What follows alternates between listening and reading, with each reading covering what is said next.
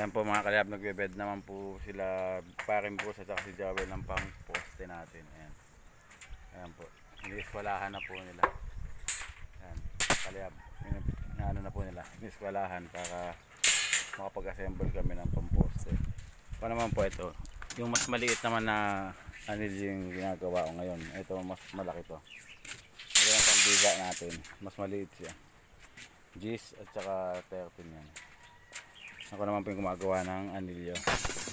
Ako naman po yung nagbabali ng anilyo. Mga kalihab. Yan po. Yan. Babali po sila ng mga 50 lang po muna siguro. Yan. Iskwalahan nila yung pamposte natin. Tapos po mamaya yung pangparilya naman po ang aming gagawin. Mga kalihab. Dito ako sa fabrication ako ng anilyo. Yan mga baka natin. Putol-putol na po siya. Naka-ready na po. So, babaliin na lang po natin. Ayan. Mga kalihab. Ayan po kami. Ayan naman po yung construction na yun. Nag-layout po sila para sa hukay, para sa Lunes.